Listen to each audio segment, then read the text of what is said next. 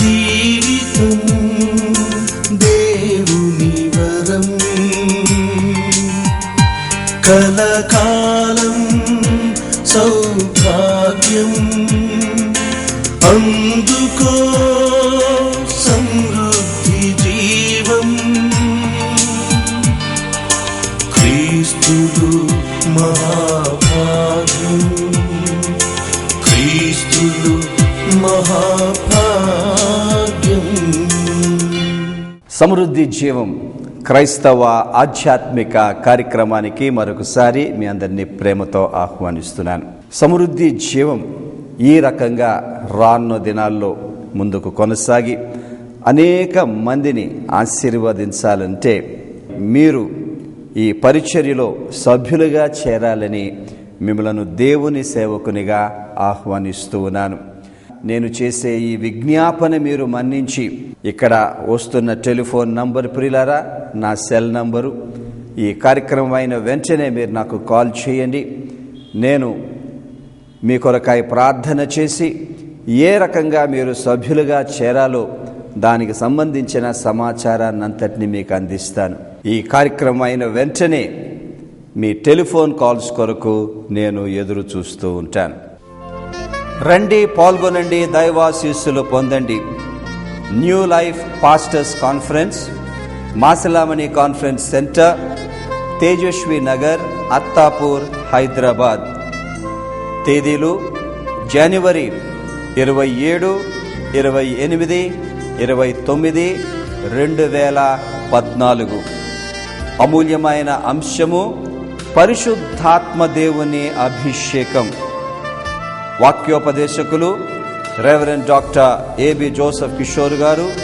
200 మందికి మాత్రమే అవకాశము లభించును గనుక మీరు వెంటనే ఈ నంబర్లకు 98488666454 లేదా ల్యాండ్లైన్ 04020023554 టెలిఫోన్ చేసి దరఖాస్తులను తెప్పించుకొని పూర్తి చేసి వెంటనే తిరిగి పంపించవలసిందిగా కోరుతూ ఉన్నాం. రాను బోను ప్రయాణ ఖర్చులు, భోజన వసతులు ఉచితముగా ఇవ్వబడును. ఈ కాన్ఫరెన్స్లో పాల్గొనుటకు రిజిస్ట్రేషన్ ఫీజు మీరు పంపించవలసి ఉంటుంది. ట్రినిటీ కేథీడ్రల్లో జరుగుతున్న ఈ ప్రత్యేకమైన ఆరాధనకు మరి మిమ్మల్ని కూడా ఆహ్వానిస్తూ ఉన్నాను. ప్రతి ఆదివారం ఉదయం 10:30 నుండి 12:30 దాకా శక్తివంతమైన ఆరాధన జరుగుతున్నాయి. మంచి స్తుతి ఆరాధన, శక్తివంతమైన దేవుని వాక్యం నేను అందిస్తూ ఉన్నాను. అంతేకాకుండా సమృద్ధి జీవంలో చాలా మంది ఒక కార్యక్రమాన్ని స్పాన్సర్ చేస్తున్నారు. వారందరికీ నా కృతజ్ఞతలు. ఈ కార్యక్రమాన్ని బెంగళూరు నుండి స్మిత పట్నాల గారు స్పాన్సర్ చేస్తున్నందుకు వారికి, వారి భర్త గారికి కృతజ్ఞత. మరి ట్రినిటీ కేథీడ్రల్లో నుండి మీ కొరకు మేము ప్రార్థన చేస్తాము. యేసు ప్రభు మిమ్మల్ని దర్శించి మిమ్మలను సమృద్ధిగా ఆశీర్వదిస్తారు. ప్రార్థన. సర్వశక్తి గల మా పరలోకపు తండ్రి, ట్రినిటీ కేథీడ్రల్ దేవాలయం కొరకాయ నీకు స్తోత్రములు. ఇక్కడ జరుగుతున్న ఆరాధనల కొరకాయ నీకు స్తోత్రములు. నైనా ఈ యూత్ సండే నీవు దీవిస్తున్నావు, నీకు స్తోత్రాలు. ఇంకను ఆశీర్వదించండి. సమృద్ధి జీవములో ఈ కార్యక్రమాన్ని నైనా మరి సహోదరి స్మిత పట్నాల గారు స్పాన్సర్ చేస్తూ ఉండగా వారిని, వారి భర్త గారిని నైనా ప్రత్యేకంగా మీరు దర్శించండి, ఆశీర్వదించండి. వారి ప్రార్థనలు ఆలకించండి ప్రభువా. వారి హృదయాల్లో ఉన్న కోరికలనైనా, వారి హృదయాల్లో ఉన్న ఆశలు నెరవేర్చమని ప్రార్థన చేస్తున్నాం. వారిని సమృద్ధిగా దీవించండి, కాచి కాపాడండి, నీ మార్గాల్లో నడిపించండి. నీ వాక్యాన్ని ఇప్పుడు మేము విననై ఉండగా సర్వసత్యములోనికి నడిపించి ఆశీర్వదించమని పరిశుద్ధాత్మ దేవ వాక్య పరిచర్యను నీ కృపగల చేతులకే సమర్పించుకుంటూ ఈ ప్రార్థన మా ప్రభువును రక్షకుడు యేసు క్రీస్తు పేరట అడుగుతున్నాము తండ్రి, ఆమేన్. నేను 2011 సెప్టెంబర్లో సడన్గా అనుకోకుండా బాగా సిక్ అయిపోయాను అనమాట. అంతవరకు నేను రహస్య క్రైస్తవురాలాగానే ఉండేదాన్ని, ఎప్పుడు గుడికి రాలేదు. ట్విన్ సిటీస్లో ఉన్న పెద్ద పెద్ద డాక్టర్లు అందరి దగ్గరికి వెళ్ళాను, కానీ చాలా టెస్టులు అన్నీ అయినాయి. రిపోర్ట్లు అన్నీ నార్మల్ వచ్చాయి, కానీ నా బలహీనత అయితే ఏమీ తగ్గలేదు. అయితే అప్పుడు నేను అనుకున్నాను, నా ప్రభువే నన్ను రక్షిస్తాడు, ఇలా ఆయనకు అసాధ్యమైంది ఏమీ లేదు, ఆయనే స్వస్థపరచువాడని నేను అనుకొని గుడికి రావాలని నిర్ణయించుకొని జానకి సిస్టర్ గారి ద్వారా 2012 జనవరి నుంచి ఈ గుడికి రావటం మొదలుపెట్టాను. 2012 ఏప్రిల్లో మన పాస్టర్ గారి ద్వారా రక్షణ పొంది మరి దేవుని బహిరంగంగా నేను ఒప్పుకొని సాక్ష్యంగా నిలబడ్డాను. మరి ఆయనే నా బలహీనతలన్నింటినీ విడిపించి గొప్పగా నన్ను 2012 సెప్టెంబర్లో అమెరికా దేశాన్ని నడిపించాడు. ఆ బలహీనతల నుంచి నన్ను విడిపించాడు, స్వస్థపరిచాడు. మళ్ళీ ఒకసారి ఈ ఏళ్ళుండి 20వ తారీఖున అమెరికా దేశానికి వెళ్ళటానికి ఆయన కృప చూపాడు. దేవుడు మా జీవితాల్లో చేసిన ఈ గొప్ప మేళ్ళని బట్టి ఆయనకే వందనాలు చెల్లించుకుంటున్నాను. రండి, పాల్గొనండి, దైవాశీస్సులు పొందండి. Seashore grand Christmas, Anand Bharathi grounds, Kakinada. ఆహ్వానించు వారు seashore pastors welfare association, Kakinada. తేదీ డిసెంబర్ 5, 2013. సమయం సాయంత్రము 5:30 గంటలకు. క్రిస్మస్ సందేశము రెవరెండ్ డాక్టర్ జోసెఫ్ కిషోర్ గారు, సమృద్ధి జీవం టీవీ వర్తమానికులు. వివరాలకు సంప్రదించండి.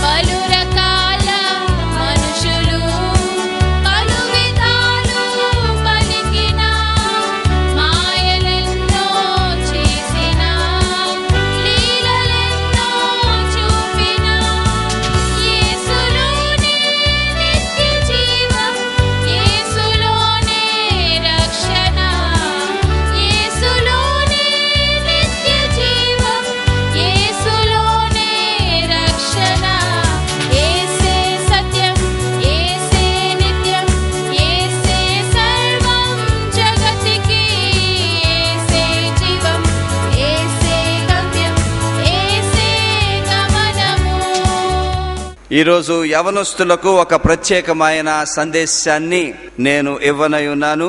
ఇది యవనస్తులకు మాత్రమే కాదు, సంఘములో ఉన్న ప్రతి ఒక్కరికి కూడా నేనిచ్చే సందేశము ఎంతో దీవెనకరంగా ఉంటుంది. అంశాన్ని తెలియచేస్తూ ఉన్నాను. క్రైస్తవ యవనస్తుల ఆధ్యాత్మిక బలం. వాక్యం వినండి, సామెతలు 20:29. యవనస్తుల బలము వారికి అలంకారము, తెల్లనెరుపు వృద్ధులకు సౌందర్యము. క్రైస్తవ యవనస్తుల బలము వారికి అలంకారము. అలంకారం అన్న హెబ్రీలో ప్రియులరా టిఫరెట్ అంటే అలంకారం మాత్రమే కాదు, ఇంకా లోతైన భావం ఉన్నది. ఈ అలంకారము అన్న ఈ మాటకు ఇంకొక అద్భుతమైన తర్జుమా ఏంటంటే ఘనత, మహిమ. వాక్యం అంటా చూడండి, యవనస్తుల బలము వారికి మహిమ, వారికి ఘనత. చూద్దాం ఏంటి బలం. ఈ వాక్యాన్ని బట్టి చూస్తే ముందుగా అర్థం చేసుకోవచ్చు. యవనస్తుల బలం అనంటే శారీరక బలం, ఫిజికల్ స్ట్రెంగ్త్. నిజమే, యవనస్తులకు శరీర సంబంధమైన బలము అలంకరణయే, అది వారికి మహిమయే, వారికి ఘనతయే. కానీ క్రైస్తవ యవనస్తులు ఎక్కువగా కోరుకోవలసింది, ఎక్కువగా అధ్యయనం చేయవలసింది, ఎక్కువగా ఎదగవలసింది వినండి, ఆధ్యాత్మిక బలం, స్పిరిచువల్ స్ట్రెంగ్త్. చాలా అద్భుతమైన సత్యం. యవనస్తులు కేవలము క్రైస్తవ యవనస్తులకు మాత్రమే ఈ ఆధిక్యత ఉన్నది. ఎప్పుడైతే యవనస్తులు ఈ ఆధ్యాత్మిక శక్తిని పొందుతారో ఏమవుద్దో తెలుసా ప్రియులరా? ఆ స్పిరిచువల్ పవర్, ఆ స్పిరిచువల్ స్ట్రెంగ్తే, ఈ ఆధ్యాత్మిక బలమే వారిని జీవితములో అన్ని రంగాల్లో ఆశీర్వదిస్తుంది. ఈ స్పిరిచువల్ పవర్ అన్నది ఎప్పుడైతే మీరు స్పిరిచువల్ గా బలవంతులవుతారో మీ చదువులు దీవింపబడతాయి, మీ ఉద్యోగాలు దీవింపబడతాయి, మంచి వివాహాలు జరుగుతాయి, చక్కని కుటుంబాలు ప్రభువు మీకు ఇస్తాడు, చక్కని పరిశుద్ధ జీవితాలు మీకు ఇస్తాడు. అంతేకాకుండా చాలా నైపుణ్యవంతమైన సారవంతమైన ఆధ్యాత్మిక జీవితాలు కూడా ప్రభువు మీకు ఇస్తారు. సో యవనస్తులు ఎక్కువగా ఆశపడవలసింది, ఎక్కువగా వారు కోరుకోవలసింది ఈ ఆధ్యాత్మిక బలం. తీయండి దేవుని వాక్యము. ఎందుకు ఈ ఆధ్యాత్మిక బలము అంత ఆశీర్వాదము? ఫిలిప్పీ పత్రిక 4వ అధ్యాయము 13వ వచనం. నన్ను బలపరచువాని యందే నేను సమస్తమును చేయగలను. మనల్ని బలపరిచేదెవరు? దేవుడు, యెహోవా దేవుడు. ఆ యెహోవా దేవుడు మనల్ని, ఆయన దేవుడు గనక ఆధ్యాత్మికంగా బలపరుస్తాడు. అప్పుడేమైపోద్ది? మనము సమస్తమును చేయగలం. యవనస్తులారా వినండి, సంఘస్థులారా వినండి. మరి ఈ ఆలయంలో ఇదే నా ప్రార్థన. I want everybody to become spiritually strong people. ఇంగ్లీష్లో మంచి మాట ఉంది, I want you to become spiritual giants. అందుకే ట్రినిటీ కెథీడ్రల్లో చాలా లోతైన సందేశాలు నేను మీకు అందిస్తూ ఉన్నాను. ఇక్కడ ఉన్న వారందరూ కూడా ఆధ్యాత్మికంగా ఎంతగానో బలపడాలి. ఆ స్పిరిచువల్ పవర్ మీకు వచ్చేస్తే, ఆ స్పిరిచువల్ స్ట్రెంగ్త్ మీకు వచ్చేస్తే, వినండి ప్రియులరా, సమస్తమును చేయగలం. నువ్వు చేసే కార్యాల్లో సఫలపడతావు, దేవుని ఆశీర్వాదాలకు లోటు ఉండదు. అంతేకాదు, యవనస్తులు గమనించండి, మీరు ముందుకు వెళ్లే కొలది కొన్నిసార్లు భయంకరమైన శ్రమలు వస్తాయి, కష్టాలు వస్తాయి, ఇబ్బందులు వస్తాయి, అనారోగ్యాలు వస్తాయి. ఆ పరిస్థితిలో మిమ్మల్ని నిరంగా బలపరిచేది, స్థిరపరిచేది ఈ లోక సంబంధమైన బలము కాదు. అట్టి పరిస్థితుల్లో మిమ్మల్ని నిజంగా బలపరిచేది ఆధ్యాత్మిక శక్తి. I want you to become strong people spiritually. నేను చూపిస్తాను దేవుని వాక్యంలోని అమూల్యమైన సత్యాలు ఈ ఉదయం. రండి నాతో. ఏ రకంగా మనము ఆధ్యాత్మికంగా బలపడాలి? 3 అద్భుతమైన సత్యాలు చెప్తాను. నంబర్ 1, దేవుని కృపలో బలవంతులు అవ్వాలి. తీయండి 2వ తిమోతి పత్రిక 2వ అధ్యాయం 1వ వచనం. పౌలు తిమోతికి రాస్తూ అంటున్నాడు, నా కుమారుడా, యేసుక్రీస్తు నందున్న కృప చేత బలవంతుడవు కమ్ము. యవనస్తులకు ఎంతో ప్రాముఖ్యమైన సత్యం. యవనస్తులు, క్రైస్తవ యవనస్తులు ముందుగా దేవుని కృపయందు, క్రీస్తునందున్న కృపయందు బలవంతులు కావాలి. వారు క్రీస్తునందున్న కృపనందు ఎంత బలవంతులవుతారో అంత ఆధ్యాత్మిక శక్తిని పొందుతారు. గ్రేస్ అంటే ఏంటో తెలుసా? దేవుని కృప అంటే ఏంటో తెలుసా? మనకు యోగ్యత లేకపోయినా, మనము బలహీనులమైన, తప్పటడుగులు వేస్తున్నా, మనకు సామర్థ్యము లేకపోయినా, మనము చేతగాని వారము అయినా, దేవుడు తన కృపను మనకిచ్చినప్పుడు ఆ కృపను బట్టి అంతకంతకు పైకి ఎదిగిపోతాం. యవనస్తులారా, ఎప్పుడు మీ అంతటా మీరు జీవించగలరని అనుకోకండి. ఎప్పుడు ఏ తుఫాను వస్తుందో తెలియదు, ఏ శ్రమ వస్తుందో తెలియదు, ఏ శోధన వస్తుందో తెలియదు, ఎలా కూలిపోతారో మీకు తెలియదు. మీ శక్తి సామర్థ్యాల మీద మీరు ఎప్పుడు ఆధారపడకండి. యేసు క్రీస్తునందు కృప మీద మీరు ఆధారపడవలసిందిగా కోరుతున్నాను. ఎప్పుడైతే క్రీస్తునందు కృపలో మీరు బలవంతులవుతారో అది జీవితంలో చాలా బలమైన పునాది. ప్రియులరా, అంతకంతకు ఎదిగిపోతారే గాని తగ్గరు. క్రైస్తవ కుటుంబాలైనా, భార్య భర్తలైనా, దేవుని సేవకులైనా, ఎవరైనా సరే క్రీస్తునందున్న కృపలో మీరు నేను కూడా బలవంతులం అవ్వాలి. చూడండి కొన్ని ఆశీర్వాదాలు. ఎఫెసీ పత్రిక 1వ అధ్యాయం 7వ వచనం. దేవుని కృపా మహదైశ్వర్యమును బట్టి ఆ ప్రియుని యందు ఆయన రక్తం వలన మనకు విమోచనము, అనగా మన అపరాధములకు క్షమాపణ మనకు కలిగి ఉన్నది. ఏంటంటే ప్రియులరా, ఈ కృప, ఇది దేవుని కృప మహదైశ్వర్యం. ఆ కృపలో దేవుని ఐశ్వర్యం ఉన్నది. అది మామూలు ఐశ్వర్యము కాదు, అది మహా ఐశ్వర్యం. ఆ దేవుని కృపలో ఐశ్వర్యం ఉన్నది. ఆ దేవుని కృపలో ఆశీర్వాదాలు ఉన్నాయి. శారీరకం, మానసికం, ఆధ్యాత్మికం, ఈ లోకములో, పరలోకములో. ఎవరైతే కృపను పొందుతారో ఆ దేవుని మహదైశ్వర్యాన్ని పొందుతారు. యవనస్తులు, దేవుని కృపలో మీరు బలంగా ఉంటే అంతకంతకు ఎదిగిపోతారు. రెండవ ఆశీర్వాదం తీయండి, చాలా ప్రాముఖ్యమైన ఆశీర్వాదం. 2 కొరింథీ పత్రిక 12వ అధ్యాయం 9వ వచనం. అందుకు నా కృప నీకు చాలును, బలహీనత యందు నా శక్తి పరిపూర్ణమగుచున్నది అని ఆయన నాతో చెప్పాను. ఎప్పుడైతే మనం దేవుని కృపలో బలవంతులం అవుతామో, వినండి ప్రియులారా, యవనస్తులారా, జీవితములో వచ్చే కష్టాలను మీరు జయించగలుగుతారు, శ్రమలను తట్టుకోగలుగుతారు. ఆ దేవుని కృపను బట్టి ఎంత ముళ్ళునైనా సహించగలుగుతారు.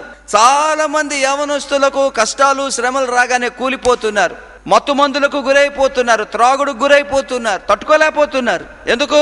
ఆ జీవితంలో ఉన్న ఒత్తిడి వారు ఎదుర్కోలేకపోతూ ఉన్నారు. ఇక్కడ పౌలు అంటాడు చూడండి, ప్రభువా నీ కృప నాకు చాలు, నా బలహీనత యందు నీ శక్తి నాలో పరిపూర్ణమగుచున్నది. యవనస్తులైనా దేవుని బిడలైనా జీవితంలో వచ్చే కష్టాలు తట్టుకోవాలి అని అంటే దుఃఖపడకుండా, దిగజారిపోకుండా, నిలబడి అధిగమించి జయించి వెనకడుగు వేయకుండా ముందడుగు మీద అడుగు వేస్తూ ముందుకు వెళ్ళిపోవాలంటే క్రీస్తులో ఉన్న ఆ కృపలో మనము బలవంతులం అవ్వాలి. నిజంగా నాకు దేవుని కృపల్లో నేను బలవంతురాలని అవ్వాలన్న ఆశ మనందరికీ ఉంది. కానీ ఎలాగవ్వగలం? 2 మాటలు తీయండి. హెబ్రీ పత్రిక 12వ అధ్యాయం 15వ వచనం. మీలో ఎవడైనను దేవుని కృపను పొందకుండా తప్పిపోవునేమో అనియు చేదైన వేరు ఏదైనను మలుచి కలవరపరచుట వలన అనేకులు అపవిత్రులైపోదురేమో అనియు. దేవుని కృపలో యవనస్తులు బలవంతులు అవ్వాలి అనంటే వారి జీవితాల్లో ఉన్న చేదైన వేరును పీకేసి బయట పడేసేయాలి. ఆ చేదైన వేరు మరేంటో కాదు, పాపం. ఆ చేదైన వేరు ఏ యవనస్తుల్లో ఉంటుందో, ఏ తల్లిదండ్రుల్లో ఉంటుందో, ఏ సేవకుల్లో ఉంటుందో, ఏ కుటుంబంలో ఉంటుందో, వినండి ప్రియులరా, వారు దేవుని కృప నుండి తప్పిపోతారు. ఇక్కడ ఒక క్లారిఫికేషన్ మీరు గమనించాలి, కరెక్ట్ గా ఉండాలి థియాలజీ. యేసు ప్రభువునందు రక్షణ పొందిన మనను దేవుడు తన కృప నుండి ఎప్పుడు వేరు చేయడు, నెవర్. It's a promise. కానీ మన హృదయ కాఠిన్యాన్ని బట్టి మనంతట మనమే దేవుని కృపకు వేరు అవగలం. It is on us. యవనస్తులు ప్రతి పాపాన్ని జయించాలి, పరిశుద్ధంగా బ్రతకాలి. యవన దశ నుండే నీతిగా బ్రతికిన ఎడల నువ్వు దేవుని కృపలో ఉంటావు, ఆశీర్వదింపబడతావు. ఇంకొక వాక్యం తీయండి, కీర్తనలు 84:11వ వచనములో, యెహోవా కృపయు ఘనతయు అనుగ్రహించును, యథార్థముగా ప్రవర్తించు వారికి ఆయన ఏ మేలును చేయక మానడు. యవనస్తుల్లో యథార్థత ఉండాలి. యవనస్తులే కాదు, దేవుని బిడ్డల్లో ఎక్కడైతే యథార్థత ఉంటుందో అప్పుడట దేవుడు వారికి కృపయు ఘనతయు అనుగ్రహించును. యవనస్తులు యవన దశను నుండే మీరు యథార్థత నేర్చుకోండి. ఇంగ్లీష్లో ఒక మాట అంటారు, బి ఎన్ ఓపెన్ బుక్. తప్పులు చేస్తాం, అందరం చేస్తాం. కానీ ఒకవేళ తప్పు చేస్తే చేసిన తప్పు ఒప్పుకోవాలి. తల్లిదండ్రుల దగ్గర ఒప్పుకోవాలి, దేవుని దగ్గర ఒప్పుకోవాలి, పిల్లల దగ్గర ఒప్పుకోవాలి. అది యథార్థత. కానీ ఈ రోజుల్లో మీరు చూడండి ప్రియులారా, తప్పులు చేస్తున్నారు, దాచుకుంటున్నారు, లోపల ఒకలాగా ఉంటారు, బయట ఇంకోలాగా ఉంటారు. అనుకుంటాది లోకం, నేను పైకి దబాయిస్తాను, అబద్ధాలు ఆడతాను, జనాల్ని మోసం చేస్తాను, నా స్వార్థం నేను చూసుకుంటాను. కానీ దేవుడు చూసి చూడనట్టు ఉంటాడు అనుకుంటారా? వాక్యంలో ఒక మాట ఉంది, ఆయన ఏ రోజుకు ఆ రోజు న్యాయం తీర్చేస్తున్నాడట. ఎవరన్నా ఒక రోజు మొండికేస్తే ఆ మొండితనాన్ని బట్టి వారి జీవితంలో దేవుడు అప్పుడే న్యాయం తీర్చేసాడు. దాని యొక్క ప్రతిఫలం వారు అనుభవించక తప్పదు. యేసు ప్రభు కృపలో బలంగా ఉండాలనుకుంటున్నావా? చేదైన వేరు పీకై యథార్థముగా జీవించు. యవనస్తులు నిజంగా ఆధ్యాత్మికంగా బలవంతులు అవ్వాలా? సంఘములో ఉన్న వారందరూ అవ్వాలా? నంబర్ 2, వినండి, దేవుని వివేచన శక్తిలో బలవంతులు అవ్వాలి. తీయండి యోబు గ్రంథం 36వ అధ్యాయం 5వ వచనం. ఆలోచించుము, దేవుడు బలవంతుడు గాని ఆయన ఎవరిని తిరస్కారము చేయడు. ఆయన వివేచన శక్తి బహు బలమైనది. దేవునిలో వివేచన శక్తి ఉన్నది. అయితే ఆ వివేచన శక్తి చాలా బలమైనది. ఇక్కడ మీరు ఒక మాట గమనించండి. దేవుడు బలవంతుడు గనుక ఆయనకు వివేచన శక్తి ఉందని కాదు, ఆ దేవునిలో వివేచన శక్తి ఉన్నది గనుక ఆయన బలవంతుడు. క్రైస్తవ యవనస్తులు కూడా అదే. మీరు బలవంతులు గనుక వివేచన శక్తి ఉంటది అనుకోకండి. వివేచన శక్తి పొందితే అప్పుడు మీరు బలవంతులు అవుతారు. ముందుగా వినండి ప్రియులరా, ఏంటి దేవునిలో ఉన్న వివేచన శక్తి? ఏంటంటే దేవుడు వివేచిస్తాడు, అన్ని అనలైజ్ చేస్తాడు బాగా, అన్ని ఆయనకు తెలుసు. ఒక్క మాటలో చెప్పుకోవాలంటే దేవునికి మరుగైంది ఏదీ లేదు. అదే వివేచన శక్తి. ఆయనకి సత్యమేంటో తెలుసు, అసత్యమేంటో తెలుసు. అయితే ఈ వివేచన శక్తిని బట్టి దేవునిలో ఉన్న ఒక అద్భుతం ఏంటంటే ప్రియులరా, ఆ వివేచన శక్తిని బట్టి దేవుడు ఎప్పుడూ కూడా తప్పు చేయడు. ఆయన ఎప్పుడూ తప్పు చేయడు. ఎక్కడ వివేచన శక్తి ఉంటుందో అక్కడ సంపూర్ణత ఉంటుంది. ఎక్కడ వివేచన శక్తి లోపిస్తుందో అక్కడ అసంపూర్ణతలు ఉంటాయి, మర్చిపోవద్దు. యవనస్తులైనా సంఘస్థులైనా మీరు నేను నిజంగా స్పిరిచువల్ గా ఎదగాలి అని అంటే, వాట్ ఈజ్ రియల్ స్పిరిచువాలిటీ? నిజంగా సారవంతము కలిగిన దేవుని బిడ్డలుగా ఎదగాలనుకుంటున్నారా? రక్షణలో అయ్యా యేసయ్యా నీ వివేచన శక్తి నాకు దయచేయనైనా. ఎందుకు? ఈ వివేచన శక్తి ప్రియులరా చాలా బలమైనది. చూపిస్తాను మీకు నేను. యవనస్తులైనా సంఘస్థులైనా ఈ వివేచన శక్తి కలిగి ఉంటే వినండి, జీవితములో వారు ఎప్పుడూ కూడా సరి అయిన తీర్మానాలే చేసుకుంటారు. ఎందుకు? వివేచన శక్తి ఉంది గనుక. ఒక తీర్మానం చేయాలనుకున్నప్పుడు ఈ తీర్మానమా వద్దు, ఇందులో కష్టమున్నది, ఇందులో నష్టమున్నది, ఇందులో దుఃఖమున్నది, ఇందులో నాకు భవిష్యత్తు లేదు. వివేచన శక్తి. మరి ఈ తీర్మానమా? ఎస్, ఇందులో సుఖం ఉన్నది, ఇందులో సంతోషం ఉన్నది, ఇందులో సమాధానం ఉన్నది, ఇందులో నాకు భవిష్యత్తు ఉన్నది. ఎస్, మనము ఈ వివేచన శక్తి నేర్చుకోవాలి. మరి ముఖ్యంగా మన పిల్లలకు నేర్పించాలి ప్రియులరా. ఒక యవనస్తునికి ఈ వివేచన శక్తికి మించిన శక్తి ఇంకోటి లేదండి. ఒకవేళ సరైన తీర్మానం చేస్తామా సన్మార్గములో వెళ్తాం, జీవితకాలం అంతా సుఖపడతావు. కష్టాలు ఉండవన్ను, 1-2 ఉండొచ్చు. అయితే వినండి ప్రియులరా, ఈ వివేచన శక్తి మీకు ఎలాగొస్తుందో చెప్తున్నాను. 1 కొరింథీ పత్రిక తీయండి త్వరగా, 2వ అధ్యాయం 12-15. దేవుని వలన మనకు దయచేయబడిన వాటిని తెలుసుకొనుటకై వివేచన శక్తి, మనకు లౌకికాత్మను కాక దేవుని యొద్ద నుండి వచ్చు ఆత్మను పొంది ఉన్నాం. ఆత్మ సంబంధమైన వాడు అన్నింటినీ వివేచించును. If you are a spiritually strong person, నువ్వు అన్ని వివేచిస్తావట. తప్పుడు బోధలు చేస్తున్న వారెవరు? లోకములో తప్పుడు మార్గాల్లో నడుస్తున్న వారెవరు? ఎందులో సుఖం ఉన్నది, ఎందులో దుఃఖం ఉన్నది, ఎందులో దీవెన ఉన్నది, ఎందులో శాపం ఉన్నది? ఎందుకు? You are a spiritual person. పరిశుద్ధాత్మ దేవుడంట ప్రియులరా మనల్ని, ఆయన దేవుని విషయాలన్నీ మనకు బోధిస్తాడు. యవనస్తులు ప్రార్థన చేయండి. ఆ పరిశుద్ధాత్మ దేవుడు ఎప్పుడు వివేచనిస్తాడు యవనస్తులకైనా విశ్వాసులకైనా? వినండి ప్రియులరా, ఆయన మనలో ఉన్నాడు. పరిశుద్ధాత్మ దేవుడు దినదినం మనల్ని మనం సమర్పించుకోవాలి, ప్రార్థన చేయాలి. పరిశుద్ధాత్మ నాకు వివేచన శక్తివు, give me this discerning mind. అప్పుడు ఈ డిజర్నింగ్ మైండ్ ఇచ్చినప్పుడు జీవితంలో రైట్ డెసిషన్స్ తీసుకుంటారు. ఆ వివేచన శక్తికి మించిన ఆధ్యాత్మిక బలం మరొకటి ఉండదు. ఇంకా 3వది చాలా ప్రాముఖ్యమైనది యవనస్తులకైనా సంఘస్థులకైనా. వినండి, మనమట దేవుని కోసము ఎదురు చూచుటలో బలవంతులమవ్వాలి. యెషయా గ్రంథం 40:31 వచనం, యెహోవా కొరకు ఎదురు చూచువారు నూతన బలము పొందుదురు, వారు పక్షిరాజు వలె రెక్కలు చాపి పైకి ఎగురుదురు, వారు అలయక పరిగెత్తుదురు, సొమ్మసిల్లక నడిచిపోవుదురు. యెహోవా కోసము కనిపెట్టువారట. యవనస్తులు, మీరు స్పిరిచువల్ గా స్ట్రాంగ్ అవ్వాలనుకుంటున్నారా? క్రైస్తవ సంఘములో ప్రతి కుటుంబం ఆధ్యాత్మికంగా చాలా శక్తివంతమైన కుటుంబంగా అవ్వాలనుకుంటున్నదా? వాక్యములో ఉన్న మార్గము వినండి ప్రియులరా, యెహోవా కోసము ఎదురు చూడాలి. ఇంగ్లీష్లో అంటారు those who wait on the lord. కనిపెట్టడం అంటే, ఎదురు చూడడం అంటే మీకు నేను తర్వాత చెప్తా. కానీ ఇక్కడ వాగ్దానము చూడండి, ఎవరైతే యవనస్తులు గాని సంఘములో ఉన్నవారు దినదినము యెహోవా కోసము ఎదురు చూస్తారో, అక్కడ చూడండి, వారు నూతన బలము పొందుదురు. యవనస్తులకు నూతన బలం కావాలి. అంతకంతకు అన్ని రంగాల్లో ఎదిగిపోవాలనంటే you need new power, new strength. ఎవరిస్తారు? యెహోవా దేవుడిస్తాడు. ఇంకోటి, వారు పక్షిరాజు వలె రెక్కలు చాపి పైకి ఎగురుదురు. ఎప్పుడైతే నువ్వు యెహోవా కోసము ఎదురు చూస్తావో, కనిపెడతావో, ఒక యవనస్తునిగా దేవుడు నిన్ను అంతకంతకు అంతకంతకు అంతకంతకు పైకే ఎత్తుతాడు గాని కింద పడేయుడు. You will be exalted in life. ఇంకొక మాట ఉంది చూడండి, అంతా అక్కడే ఉంటుంది మనకి.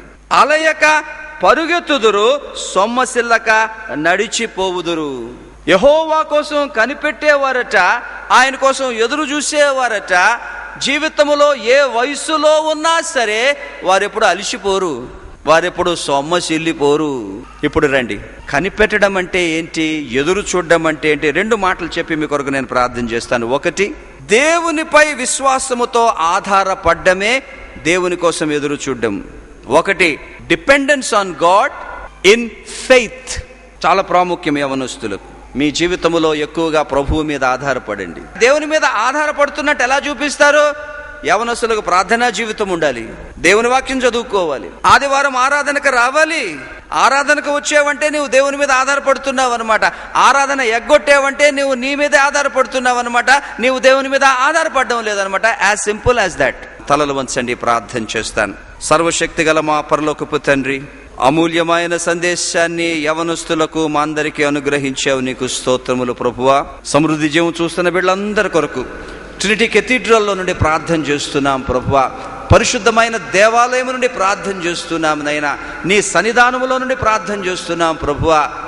పరిశుద్ధాత్మదేవ, నీ శక్తిని విడుదల చేయండి నైనా. శరీరాలను స్వస్థపరచండి ప్రభువా. అనారోగ్యముగా ఉన్న వారిని నైనా సంపూర్ణముగా బాగు చేయండి ప్రభువా. బంధకాల్లో ఉన్న వారిని విడిపించండి, శ్రమల్లో ఉన్న వారిని విడిపించండి. ఏ హృదయంలో ఏ ఆశ ఉందో నెరవేర్చండి నైనా. సమృద్ధిగా ఆశీర్వదించండి. సమృద్ధి జీవం చూస్తున్న వారందరికీ రక్షణ దయచేయండి.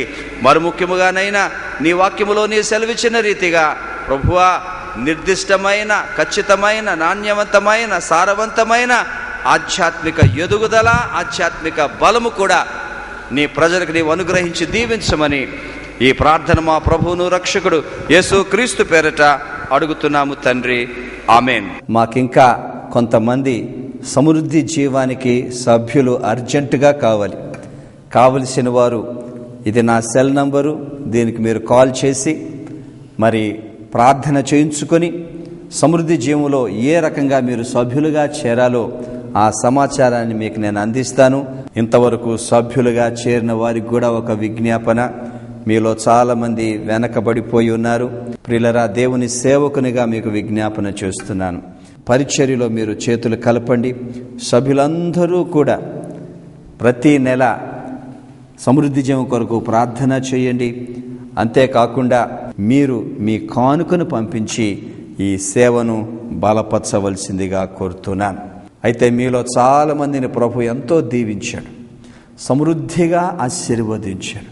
యేసు క్రీస్తు యొక్క రక్షణ సువార్త, అంతేకాకుండా దేవుని వాక్యాన్ని ఈ లక్షల మందికి అందించుటకు మీరు కూడా ముందుకు రావాలని, మీరు ఒక కార్యక్రమాన్ని స్పాన్సర్ చేయాలని యేసు ప్రభు నామములో మీకు విజ్ఞాపన చేస్తూ ఉండగా, మరి ఇక్కడ వస్తున్న టెలిఫోన్ నంబర్ మీరు కాల్ చేసి ఏ రకంగా మీరు స్పాన్సర్ చేయగలరో ఆ రకంగా మా నుండి మీరు సమాచారాన్ని అందుకొని చేయవలసిందిగా కోరుతూ ఉన్నాను. తలలు వంచండి, ఆశీర్వాదం చెప్తాను.